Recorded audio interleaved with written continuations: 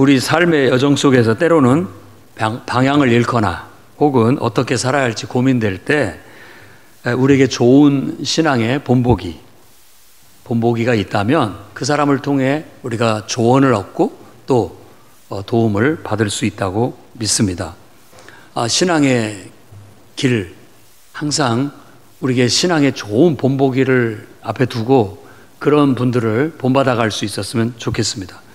대부분 신앙의 본보기가 될 만한 그런 영적인 어른들을 교회 안에서 우리가 막 장로님, 권사님, 집사님 이런 식으로 부릅니다. 그러니까 그 어떤 말 속에는 어느 정도 신앙의 본보기가 된다라는 그런 의미가 담겨져 있는 거예요. 그리고 또한 목사님, 사모님 뭐 이런 것들도 마찬가지죠. 모든 그런 말 속에는 이분이야말로 신앙의 본보기가 될 수 있는 그런 분이다라는 거예요. 진짜로 그런 이름만 부르는 것만이 아니라 실제가 신앙의 본보기가 될 수 있는 저와 여러분이 될 수 있었으면 좋겠습니다.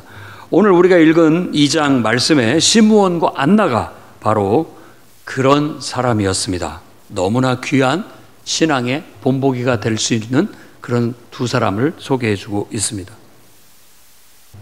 이들의 삶이 우리에게 어떤 영적인 깨달음을 줄 수 있을까? 그들은 어떤 믿음으로 하나님의 말씀을 섬겼고 또 어떻게 변함없이 헌신되고 기도하는 삶을 살았는가? 그리고 또 정말 예수 그리스도를 알아보고 그들은 어떻게 담대히 예수님을 증거했는가를 오늘 말씀을 통해서 알 수가 있습니다. 그래서 오늘 능력기도에 오신 여러분들도 정말 이 말씀을 통해서 이 두 분을 귀한 신앙의 본보기로 삼고 우리가 배워야 할 신앙을 배울 수 있기를 주의 이름으로 축원합니다. 그 첫 번째는 기다림의 신앙입니다. 기다림의 신앙. 뭘 기다리느냐? 하나님 말씀이 성취되기를 기다리는 거예요. 하나님 말씀이 성취되기를 간절히 바라고 그리고 참고 기다리는 것. 그게 신앙입니다.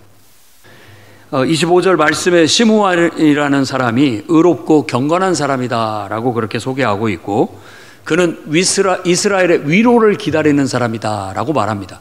그러니까 이스라엘의 위로라는 건 구약 성경의 예언의 말씀이죠. 예루살렘이 회복되고 나라가 이렇게 예루살렘이 회복되고 성전이 더 활성화되는 어떤 그런 것들을 이스라엘의 위로라고 말할 수 있어요.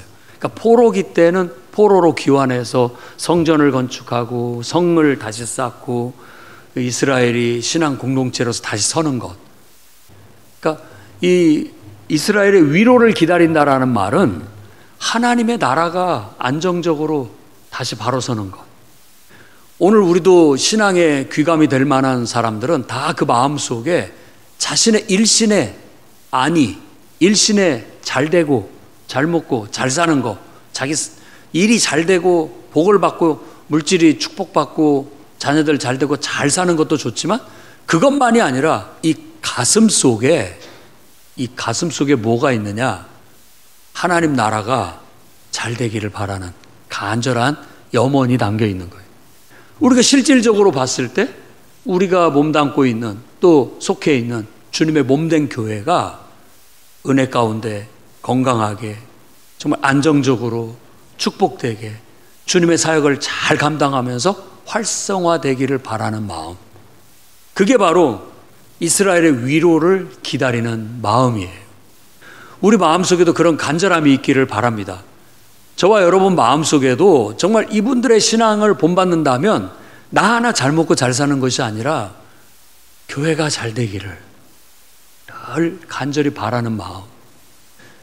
그 말은 모든 사람들이 신앙 안에 바로 서고 모든 사람들이 은혜 받고 모든 성도들이 다 축복받아서 잘 되기를 바라는 그런 간절한 바램과 염원이겠죠. 그런 바램 속에서 이 시므온이 갖고 있는 것은 약속받은 말씀은 뭐냐면 말씀에 25절 말씀에 우리가 위로를 기다린다라고 했는데 주님이 그에게 주신 말씀은 뭐냐면 네가 메시아를 보기 전에는 죽지 않을 것이다 라는 거였어요. 네가 기다리고 기다리는 그 메시아를 네 눈으로 보고 나서 너는 죽을 것이다 라는 약속을 받은 거예요. 사실 인생을 지금 사는 것이 그렇게 쉬운 일은 아닙니다. 60을 살고 70을 살고 80을 살고 90을 살아낸다라는 것은 힘겨운 일이에요. 다 오래 살면 축복이라고 생각하지만 제가 이렇게 연로하시고 또 몸이 좋지 않아서 병들고 돌아가시는 분들, 소천하신 분들 이렇게 지켜보면 그렇게 연세가 많이 사는 것이 썩 행복해 보이지는 않더라고요. 삶의 질이 그렇게 좋아 보이진 않아요. 빨리 쉼을 얻었으면 하는 그런 바람이 있다라는 거죠. 아침에 일어나면 몸도 아프고 정말 모든 게 만사가 다 귀찮고 몸은 천근만근 무겁고 그렇죠. 그리고 또 살아있으면 다 근심 걱정이 많지 않습니까?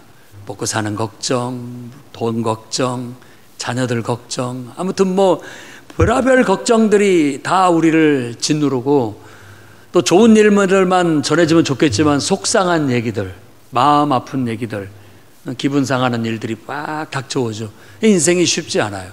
그러니까 정말 주님이 약속하신 메시아를 본 때까지도 내가 살아있을 것이다 라고 해서 오래오래 산다라는 것이 기다림에도 지치고 또 너무나 몸이 힘들어서도 지치고 힘든 거예요. 그래서 이 시므온은 예수 그리스도를 보자마자 이분이 바로 내가 기다리는 메시아구나 라는 걸 깨닫고 하나님께 감사했는데 뭐냐면 이제야 저에게 쉼을 주신다라고, 안식하게 해주신다라고 했던 거예요. 그 말은 이제야 내가 죽을 수 있겠구나 편히, 그런 말이에요.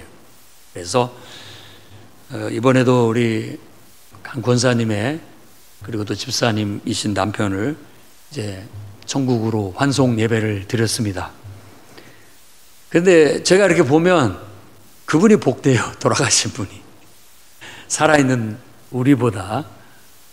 그분은 물론 잠시 동안 아프고 병원에 입원해 계셨지만 그렇게 해서 또 쉼을 얻을 수 있다는 것이 감사하다는 생각이 들어요. 그분은 천국 가지만 우리는 지금 막 감당해야 할 짐, 감당해야 할 사명들, 또 마음고생해야 되고 육신적으로도 또 고생해야 되고 수고하는 것들이 아직도 우리는 많이 남아있잖아요. 그걸 짊어지고 가야 되는 거예요. 인내가 필요합니다. 시므온이 우리에게 보여준 것은 하나님의 말씀이 성취되기를 기다리면서 그것을 위해서 간절한 마음으로 바라고 소원하고 그 일을 구하고 뭔가 기여하고 또 그 일을 기다리면서 수고하고 애쓰고 기다린다는 거예요. 절대 그냥 편히 기다린다라는 뜻이 아니에요. 그래서 인내가 필요하고 그만큼 오랜 기간 동안 수고하고 애를 쓴다, 이런 의미가 담겨져 있는 거예요. 그런데 그것이 또 다른 면에서 본다면 복된 거예요. 여러분 인생의 고생을 너무 부정적으로만 보지 마십시오. 전도서에서는 우리가 죽으면 일도 없고 아무것도 없다라고 했단 말이에요. 그 말 속에는 뭐냐면 지금 내가 일할 수 있어서 행복하다. 내가 이렇게 몸이 아프고 또 피곤하고 지치고 힘들 만큼 뭔가를 할 수 있는 일이 있어서 좋다. 그걸 기쁘게 여기고 그걸 즐겁게 여기면서 살아가는 것이 하나님이 인생에게 주신 복이다. 전도서는 이제 그런 말씀도 우리에게 깨우쳐주고 있거든요.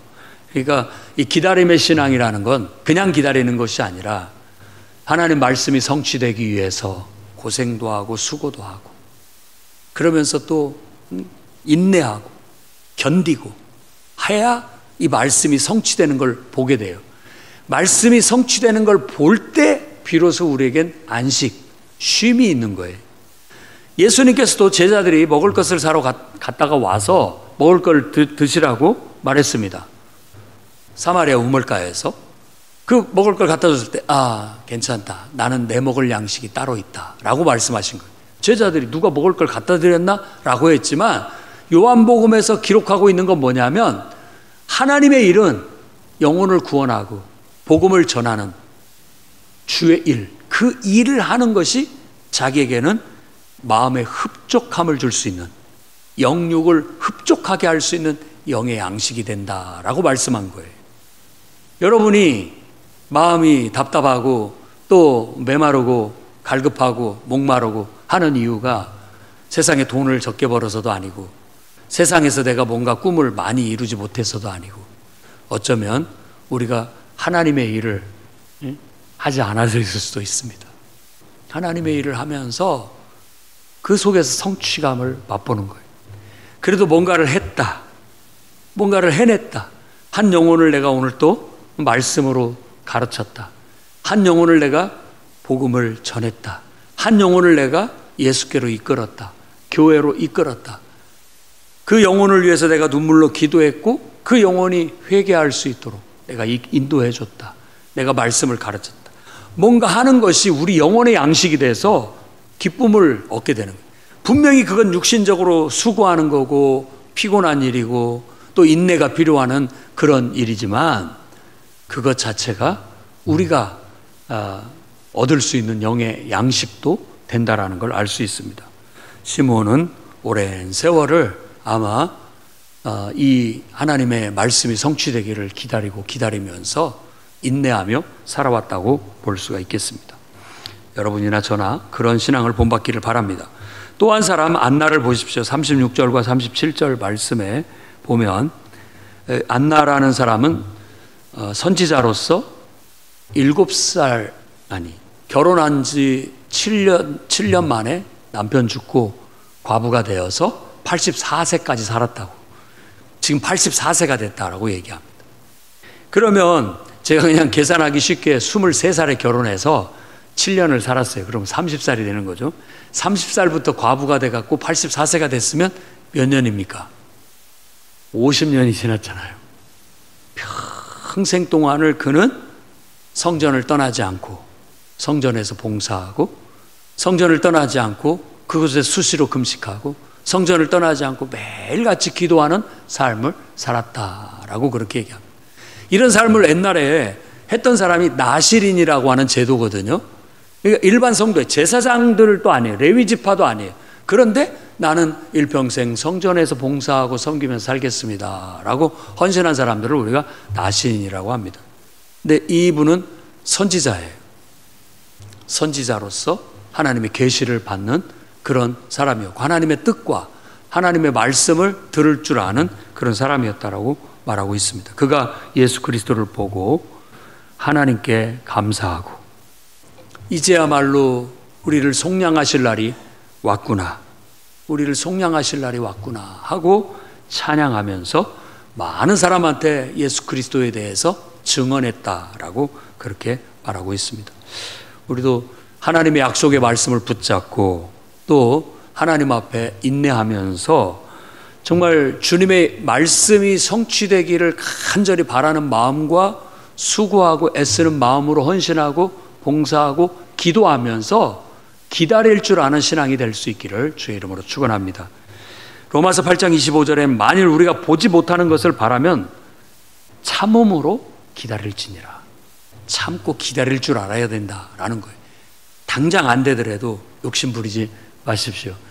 여러분 참고 기다리면 어느 때가 무르익어야 어떤 일이 일어납니다. 시므온도 한참 기다렸다라는 그런 느낌이잖아요. 그 마음이 이제야 내가 죽을 수 있겠구나, 편히 쉴 수 있겠구나 했던 것처럼 히브리서 10장 36절에도 너희에게 인내가 필요함은 너희가 하나님의 뜻을 행한 후에 약속하신 것을 받기 위함이다. 인내 없이는 하나님이 약속하신 것을 받을 수 없다라는 거예요. 그러니까 눈앞에 있는 현상만 보지 말고 계속 정말 어두울 때, 부정적으로 돌아갈 때, 안 될 때 더욱더 우리는 인내가 필요한 거고 그럴 때도 기다림의 신앙으로 기도하면서 계속 봉사하면서 나아가야 될 줄로 믿습니다. 야고보서 5장 7절 8절에도 이렇게 말합니다. 그러므로 형제들아 주께서 강림하시기까지 길이 참으라. 많이 참아야 됩니다. 견뎌야 되고 농부가 땅에서 나는 귀한 열매를 바라고 길이 참아 이른 비와 늦은 비를 기다리는 것 같이 우리도 하나님의 은혜를 바라고 참고 기다려야 됩니다. 농부가 씨를 뿌리는 것은 우리도 믿음으로 믿음의 씨를 뿌리는 거예요. 하나님 말씀의 씨를 뿌리는 거예요. 뭔가가 되게 해달라고. 그리고 난 다음에 우리는 하나님의 은혜를 기다리는 겁니다. 이른 비와 늦은 비 같은. 하나님이 은혜를 부어주시고 역사해 주셔야 자라고 꽃이 피고 열매를 맺을 수 있기 때문에. 그러나 포기하지 않아야 된다라는 거. 그래서 길이 참으라고. 포기하지 말아야 된다라는 거. 참고 기다려야 된다라는 것을 성경은 가르치고 있어요. 그래서 우리도 시므온이나 안나처럼 하나님 말씀이 성취되기까지, 우리 기도가 하나님 앞에 응답되고 성취되기까지 길이 참고 믿음으로 기다릴 줄 아는 신앙을 배울 수 있기를 주의 이름으로 축원합니다. 두 번째로는 성령의 인도하심에 민감함을 배워야 되겠습니다. 성령의 인도하심에 민감함. 오늘 시므온은 성령의 감동으로 성전에 들어가매 마침 부모가 율법의 관례대로 행하고자 하여 그 아기 예수를 데리고 오는지라 27절에 그렇게 말합니다.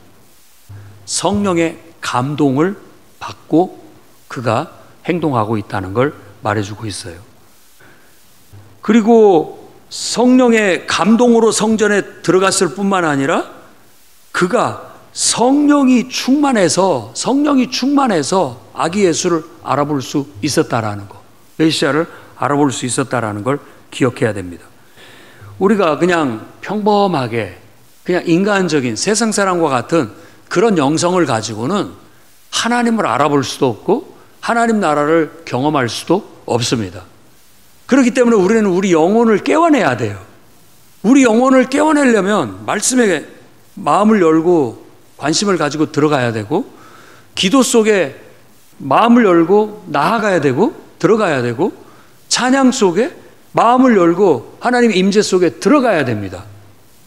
시내산에서 모세가 빽빽한 검은 구름 속으로 나아간 것처럼 이스라엘 백성은 무서워서 못 들어갔지만 모세는 그 빽빽한 구름 속으로, 흑암 속으로 나아간 것처럼 하나님의 미지의 임재 속에, 그 흑암은 부정적인 의미가 아닌 미지, 알 수 없는 하나님의 임재 속으로 나아간다라는 그런 의미를 갖고 있는 거예요. 우리가 좋은 믿음이다라는 것은 늘 깨어서 기도하고 말씀이 충만해서 성령 충만함을 유지하는 삶을 믿음이 좋다라고 말합니다. 그런데 우리가 살면서 그냥 일상생활에 너무 치우쳐서 살다 보면 우리의 영성이 자꾸만 가라앉아요. 여러분의 영혼의 통장 속에 잔고가 계속 떨어지는 거예요. 은혜가 떨어져 나가는 거예요. 통장에 잔고가 없으면 각박해지는 것처럼 우리 영혼 속에 하나님의 은혜가 이렇게 넘칠 충만해야 말도 은혜롭고 행동도 더 그렇고 또 모든 면에 있어서 어떤 하나님의 기적과 은혜를 경험할 수가 있는데, 이게 자꾸 바닥에 나면 우리의 본성, 우리에 있는 속물 근성은 그렇게 썩 좋은 게 아니에요. 그건 잘 활용되지 않는다면, 잘 다스려져서 쓰여지지 않는다면 거칠고 또 자기에게 상처기를 내고 다른 사람한테도 상처를 줄 수 있는 그런 일들이 많이 있게 되는 겁니다. 그러니까 우리가 충만함을 늘 유지해야 돼요. 생명을 걸고 목숨을 걸고 어느 정도의 영성을, 충만함을 유지해야 됩니다. 그래서 은혜가 내 안에 충만할 수 있을 정도로, 그래야만 내 눈앞에 어떤 일들이 벌어지고 있을 때 하나님의 뜻을 민감하게 읽어낼 수가 있는 거죠. 그래서 반응할 수 있는 거죠. 어떤 하나님이 뜻이 있어서 사람을 보내주는데도 알아보지 못하고, 어떤 사건을 주시는데도 알아듣지 못하고 깨닫지 못하고 그냥 다 우리에게 주어지는 축복이 될 수도 있는 일들을 다 흘려보내버리고 살 수 있다라는 것이죠. 그런데 영적으로 민감하게 된다면 이런 축복의 순간을 놓치지 않는 거예요. 이런 은혜의 순간을 놓치지 않는 거예요. 그때마다 하나님이 예비하신 은혜와 축복을 그때마다 내가 정말 이렇게 귀한 선물 받듯이 받아낼 수 있는 그런 삶은 바로 성령의 충만함 속에, 성령의 인도하심을 따라 우리의 영성이, 우리 영혼이 민감하게 하나님의 뜻을 읽어내고 분별할 수 있을 때 가능하다는 걸 오늘 말씀을 통해서 깨달을 수가 있습니다. 그래서 오늘 능력 기도의 시간에 여러분과 저도 정말 성령의 충만함을 강구해서 시므온처럼 정말 어떤 순간, 어떤 사건, 어떤 일, 어떤 사람을 향한 하나님의 뜻을 알아볼 수 있고 그 속에서 하나님을 찬양할 수 있고 그 속에서 하나님과 동역할 수가 있고 그 속에서 하나님의 일에 동참할 수도 있고 그 속에서 하나님의 영광을 드러낼 수 있는 일에 쓰여질 수 있기를 바랍니다.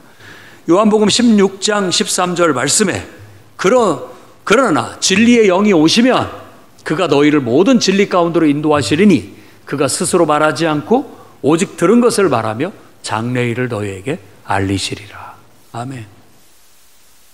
보혜사 성령이 우리 가운데 계시면 그 성령이 알려주신대요. 알려주신다고. 깨닫게 해주신다고요. 왜 보혜사라고 했느냐? 이제 하나님의 성령은 하나님의 영인데 그 하나님의 영이 예수 그리스도 인격을 입었어요. 그래서 나를 통해서 보내실 영이라고 말합니다. 그러니까 우리가 성령하면 우리가 그분을 인격으로 받아들이는 건 예수 그리스도 인격이 바로 그 하나님의 영이에요. 그래서 내가 이렇게 하나님 부르면 하나님도 나한테 재현아 부르는 것 같고 내가 주님 사랑합니다. 이 녀석아 내가 너를 더 사랑한다. 이렇게 말하는 것 같은 거예요. 인격적으로. 주님 도와주세요. 나는 항상 너와 함께하고 너를 도와주겠다. 주님이 말씀하시는 거예요. 응? 내가 낙심되면 왜 내가 낙심하느냐? 응? 내가 너와 함께한다. 내가 너한테 명한 것이 아니냐? 너는 네 감정을 내세우지 말고 내가 너에게 시킨 일에 집중해라. 이런 말씀들을 그때그때 꼭 예수 그리스도의 인격 안에서 나한테 말씀하시는 거예요. 그래서 이것이 되고 있으면 여러분들의 영성이 깨어 있는 거예요. 한때 우리도 방언기도 하면 내가 영적으로 깨어 있는 것이고 방언이 어떻게 좀 막히고 좀 기도가 좀 소홀해졌다 싶으면 내 영성이 지금 많이 떨어져 있는 상태라는 거예요. 회복해야 되는 거예요. 왜 우리가 방학 기간을 이용해서라든지 무더위 휴가철을 이용해서 수련을 하려고 하느냐? 그 떨어진 영성을 끌어올리라고, 좀 채워넣으라고. 그래서 회복해서 어떤 감각을 회복해야 또 그런 영적인 활력을 가지고 우리가 믿음의 생활을 잘해 나갈 수 있기 때문에 그런 것입니다. 고린도전서 2장 10절 12절 말씀도 성령으로, 오직 하나님이 성령으로 이것을 우리에게 보이셨다. 성령은 모든 것, 곧 하나님의 깊은 것까지도 통달하느니라. 그러니까 성령의 충만함과 성령의 감동을 받게 되면 하나님의 마음을 느낄 수 있는 거예요. 그게 음성입니다. 하나님의 마음이 들린다고 해요. 하나님의 마음이 보여요. 느껴지는 거죠. 그것을 음성화하면 음성이 되는 것입니다. 사람의 일도 사람의 속에 있는 영 외에 누가 알겠느냐? 하나님의 일도 하나님의 영 외에는 아무도 알지 못하느니라. 우리가 세상 영을 받은 게 아니다. 오직 하나님으로부터 온 영을 받았다. 우리로 하여금 하나님께서 우리에게 은혜로 주신 것들을 알게 하려 하심이라. 그래서 하나님 마음과 내 마음이 이신점심 통하는 거예요. 하나님 마음이 내 마음이 되는 거죠. 아, 하나님이 이걸 슬퍼하시는구나. 아, 하나님이 이걸 기뻐하시는구나. 이런 것들을 느낄 수 있는 영적인 민감함이 여러분들의 영성이 되기를 바랍니다. 믿음의 본이 될 사람들, 목회자, 또 목사, 사모, 그리고 전도사, 또 장로, 권사, 집사님들 할 것 없이 다 믿음의 본이 되셔야 돼요. 충만함을 유지하셔야지. 그렇지 않으면 비 없는 구름같이 돼버리고 맙니다. 은혜가 없어지면 아무 능력도 역사도 없는 거예요. 교회가 그렇게 될까봐 예수님도 노심초사 염려하고 계시는 겁니다. 모든 목회자들도 교회가 그런 식으로 영성을 잃어버리고 은혜를 잃어버리고 인간적으로 이렇게 영성이 다운될까봐 늘 걱정하고 있는 거예요. 찬양에 은혜를 올리십시오. 여러분 기도에 영성을 올리십시오. 해야 돼요. 해야 돼. 기쁘게 억지로가 아니라 기쁜 은혜가 이른 비와 늦은 비처럼 우리에게 임할 수 있게끔 기도가 즐겁고 행복하고 복되고 예배가 기쁘고 정말 감사하고 찬양이 절로 울려 나오고 그냥 말씀이 꿀송이처럼 달고 이런 은혜가 우리에게 있어야 우리 영혼이 춤을 추는 거예요. 그럴 때 우리가 하나님의 마음을 읽어낼 수 있고 그래서 하나님과 동역할 수가 있고 하나님의 뜻을 이룰 수 있으니 더 있는 자는 더 받을 것이고 없는 자는 자꾸만 더 나빠지는 거예요. 그게 이 영성의 본질이에요. 은혜가 충만하면 더 은혜로워지는 일들이 더 많아지는 거고 은혜가 떨어지면 자꾸만 더 은혜 떨어지는 일들이 더 막 오게 되는 거예요. 이길 수 있는 방법은 짜증내고 불평하고 막 인간적으로 해서 되는 게 아닙니다. 기도부터 시작해야 됩니다. 찬양부터 드려야 됩니다. 기쁨의 찬양, 내가 좋아하는 찬양, 내 마음을 담아낼 수 있는 찬양, 그리고 하나님 말씀, 하나님 말씀의 은혜를 받아야 됩니다. 그러면 우리도 시므온처럼 성령 충만해서 성령의 인도하심을 따라 그때마다 하나님이 역사하시는 그런 역사를 깨닫게 될 것이고 그 일에 동참하게 될 것이고 주님을 찬양할 수 있게 되고 그렇게 영광 돌리게 될 줄로 믿습니다. 그 다음에 세 번째로는 우리가 배워야 할 것은 바로 변함없는 헌신과 기도 생활입니다. 오늘 말씀에 안나 선지자는 그야말로 과부가 돼서 84세가 될 때간 50여 년 이상 성전을 떠나지 않고 주야로 금식하면서 기도하면서 하나님을 섬겼다라고 그렇게 말합니다. 옛날같이 예루살렘 성전이 멀리 떨어져 있어서 짐 싸들고 보찜 메고 하룻밤 새가면서 걸어오는 그런 데가 아니에요. 그래도 성전을 사모해서 노래 부르면서 정말 성전을 향해서 가면서 콧노래 부르면서 예배드리러 갔었어요. 우리는 코앞에 교회가 있으면서도 차 타면 5분 10분이면 갈 수 있는 교회가 있으면서도 우리 발걸음은 왜 그렇게 교회를 향하여 가지 못하는지. 제가 청년 때만 하더라도 저도 교회에서 거의 매일 자고 새벽 기도하고 학교 가고 그랬던 기억이 납니다. 근데 저만 그랬던 게 아니에요. 또 좋은 환경도 아니에요. 지하 예배당이었는데 거기에 다들 방석 3장 붙여서 놓고 그 위에 깔고 성경책 펴고 자다가 기도하다가 잠들고 또 새벽 예배 드리고 나가서 또 밥해서 자식들 먹여 도시락 싸서 보내고 또 출근해서 일하고 또 돌아와서 집에 와서 집안 살림 다 하고 10시 무렵에나 또 교회 와가지고 잠자리 펴놓고 기도할 만큼 기도하다가 지친 몸에 잠들고 했던 권사님들이 많았어요. 그런 기도가 있었기에 자녀들이 다 잘 됐다고 저는 믿어요. 그래서 우리나라가 이렇게 경제적으로 잘 되고 있는지도 모릅니다. 지금은 우리가 경제적으로 부유해서 자녀들에게 뭔가를 해줄 수 있는 경제력은 있을지 모르지만 우리가 기도하지 않는다면 그 아이들의 영혼이 어떻게 될까요? 과연 정상적으로 건강하게 또 하나님의 축복을 받고 잘 살 수 있을지 걱정이 됩니다. 우리가 정말 예배당에서 잠은 자지 못하더라도 저녁으로도 와서 기도하고 또 새벽으로도 와서 기도하고 낮으로도 잠시 짬을 내서 와서 기도하는 그런 성도들이 됐으면 좋겠습니다.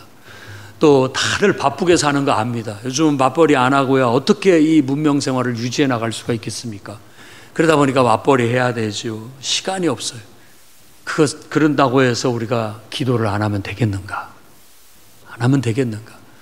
그런 데서도 짬을 내서 기도할 수 있는 방법을 찾아봅시다. 안 된다고만 하지 말고 피곤하다고만 하지 말고 할 수 있는 방법을 찾아서 기도하고 할 수 있는 만큼 어거지로라도 우리 몸을 쳐서라도 지친 몸을 이끌고라도 예배드리고 기도하고 정말 또 주의 일을 한다고 했을 때는 시간을 쪼개 가서라도 그걸 봉사하는데 참여하고 동참해서 정말 주의 일을 함께하는 그런 영성이 이 안나를 통해서 배울 수 있는 영성이 아닐까 이렇게 생각됩니다.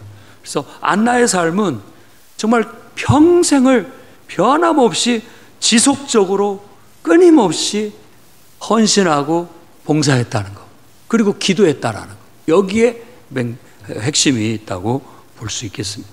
그렇기 때문에 그가 예수 그리스도를 보고 하나님께 감사할 수 있었고, 또 확신을 가지고 모든 사람 앞에 예수 그리스도에 대해서 증언할 수 있었다고 볼 수 있습니다. 오늘 특별히 금요 능력 기도에 오신 여러분들은 아주 하나님 앞에 헌신된, 충성된 사람들입니다. 그래도 이렇게 와서 기도하는 사람이 있어서 다행이에요. 여러분이 있어서 다행입니다. 여러분들이 있어서, 기도하는 사람이 있어서 다행입니다. 일주일을 살아가면서 정말 이런 짬도 내기 어렵고 그렇게 지치고 힘들게 사는 사람들 많습니다. 그렇지만 지치고 힘들어해서 정말 쉬기도 바쁜 그런 분들에게 제가 감히 주의 말씀을 전합니다. 그러니까 기도하셔야 됩니다. 그러니까 더 기도하셔야 된다고. 아니 무슨 그런 거짓말 같은 역설의 말씀입니까? 지치고 피곤하면 쉬어야죠. 아니, 기도로 쉼을 얻으십시오. 예배로 쉼을 얻으십시오. 그래야 여러분이 살아납니다. 영혼이 살아나야 지치지 않습니다. 영혼이 살아나야 변함없이 꾸준히 나아갈 수 있습니다. 우리가 기도하지 않고 영성을 추구하지 못하고 예배드리지 못한다면 갈수록 우리 영혼은 메마른데, 메마르면 메마를수록 더 기도하기 싫어지고 더 예배하기 싫어지고 더 봉사하기 싫어지는 게 그래요. 그러니까 있는 자는 더 풍성해지게 되는 거고 없는 자는 그 있는 것마저도 빼앗기게 되는 거예요. 이 영적인 원리를 깨달으셔야 돼요.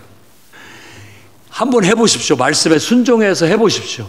지치고 기진맥진할 때 기도했더니 더 큰 은혜가 되더라. 할렐루야.